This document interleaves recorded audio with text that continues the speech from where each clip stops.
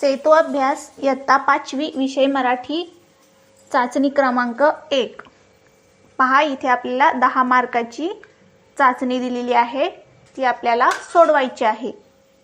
प्रश्न पहिला, दवाखान्यात रुग्णांची सेवा करणाऱ्या नर्सला तिच्या कामाविषयी विचारता येतील अशी 2 प्रश्न सांगा, लिहा. पहा, दवाखान्यात नर्सचं काम असतं रुग्णांची सेवा करणे.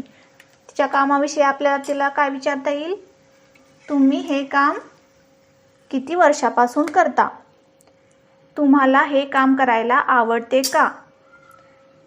तुम्ही या कामाची का निवड केली? अशा प्रकारचे प्रश्न तिला आपल्याला विचारता येतील. प्रश्न दुसरा, माझी सायकल शिकताना झालेली गंमत फजिती या विषयावर तुझा अनुभव सांग. तुम्हाला तुमचा अनुभव सांगायचा आहे, सायकल शिकताना झालेली गंमत किंवा फजिती. सायकल शिकताना आपल्यासोबत बऱ्याच साऱ्या गमती होतात किंवा खूप सगळ्या गमती होतात किंवा आपली कधीतरी फजिती होते. कुणीतरी सायकलला आडवं येतं किंवा आपण पडतो. अशा प्रकारच्या गमती आपल्यासोबत सायकल शिकताना होतात. अशा प्रकारचा अनुभव तुम्हाला स्वतःला इथे लिहायचा आहे. प्रश्न तिसरा, पुढील वाक्यातील प्रश्नचिन्ह असलेले वाक्य ओळखून पुन्हा लिहा. पहिले वाक्य आहे, काय सुरेल गातो तो. दुसरे वाक्य आहे, आज सोमवार आहे. तिसरे वाक्य आहे, भारताचा राष्ट्रीय प्राणी कोणता.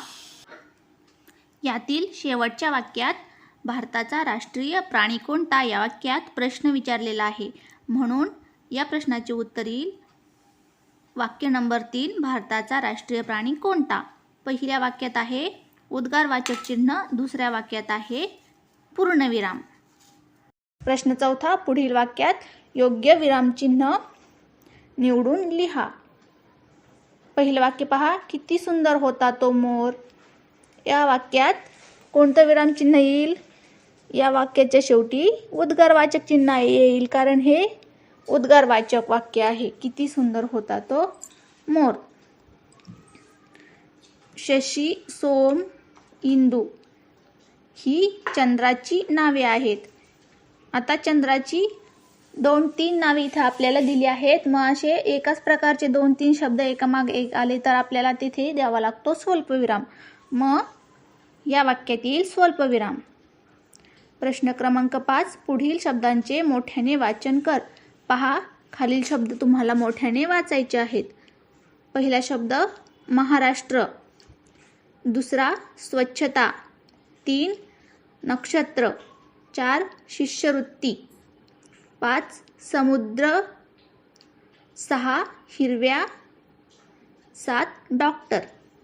प्रश्न क्रमांक 6, पुढील वाक्य मोठ्याने वाच. हे वाक्य सुद्धा तुम्हाला मोठ्याने वाचायचं आहे. जा रे, स्वयंपाकघरात काही शिल्लक असेल ते घेऊन ये बघू.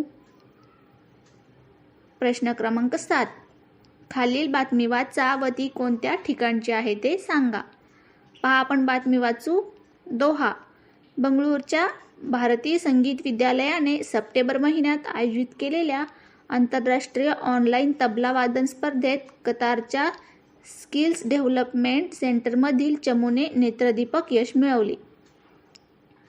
जवळपास महिनाभर पार पडलेल्या या स्पर्धेत अमेरिका, ब्रिटन, संयुक्त अरब अमिरात, कतार, सिंगापूर, ऑस्ट्रेलिया आदी विविध देशातील संगीत संस्थांमध्ये प्रशिक्षण घेणाऱ्या तबला वादकांनी सहभाग घेतला होता. पहा, ही बातमी आपण वाचली.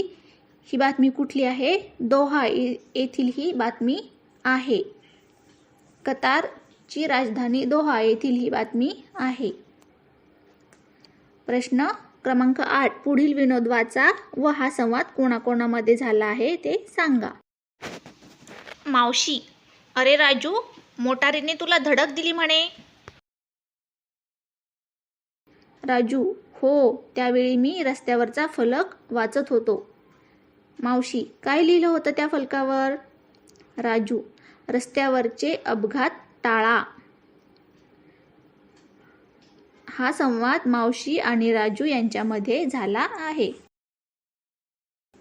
प्रश्न क्रमांक 9, खालील कविता वाचा व पुढील प्रश्नांची उत्तरे पर्यायामध्ये शोधा. कविता वाचू आपण. हिरव्या राणी शुभ्र ससे सशाचे डोळे लाल लाल, त्यांना पाहून रागाने गुंजा आपले फुगवतील गाल. शुभ्र या शब्दाचा खालीलपैकी समानार्थी शब्द कोणता? पांढरा, ससा, लाल. शुभ्र या शब्दाचा समानार्थी शब्द आहे पांढरा. प्रश्न क्रमांक 10. खालील वाक्यात कोणत्या झाडाविषयी सांगितले आहे? आमच्या शेवग्याला सुंदर हिरवट पोपटी नाजूक पालवी फुटली होती. या वाक्यात शेवगा या झाडाविषयी सांगितले आहे.